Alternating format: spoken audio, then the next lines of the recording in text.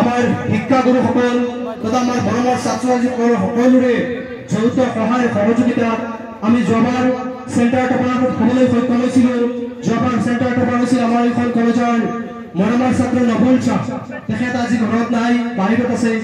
গতিকে এইবাৰ 2023 বৰ্ষত মোৰাজাৰ চেণ্টাৰৰ ভিতৰত প্ৰথম স্থান পাবলৈ সক্ষম হৈছে আমাৰ এইখন কলেজৰ পৰা ৰফুল ইছলামৰ আগতে আমি তেখেতৰ অভিভাৱকক আমাৰ সন্মুখলৈ আহিবলৈ আহ্বান জনাইছোঁ।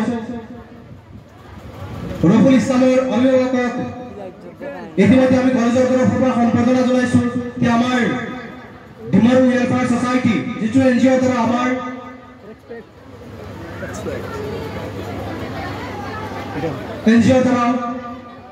কলেজ পৰিচালিত হৈ আছে। কলেজ NGOৰ সভাপতি আব্দুল হুছেইন ছাৰে এখনি ফুলাম গামোচাৰে আদৰণি জনাব আমাৰ সন্মানীয় অভিভাৱক আমিৰ হুছেইন ডাঙৰীয়া। তেখেত আমাৰ কলেজৰ উপদেষ্টাও। ধন্যবাদ। ইয়াৰ লগে লগে ৰফুল ইছলামক মঞ্চৰ সন্মুখলৈ আগবাঢ়ি আহিবলৈ আহ্বান জনাইছোঁ আৰু ৰফুল ইছলামক এখনি ফুলাম গামোচাৰে আদৰণি জনাব সাবিৰ আহমেদ ছাৰ।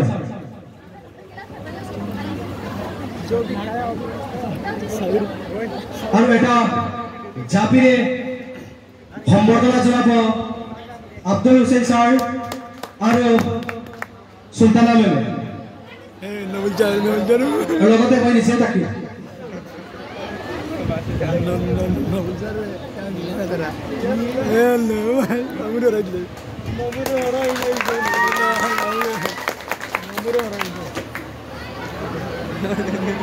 ধন্যবাদ।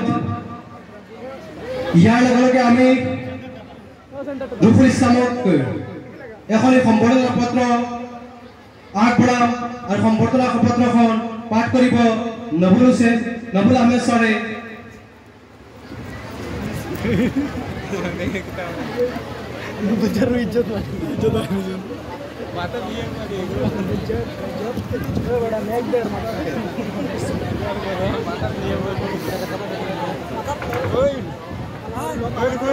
সম্মানীয়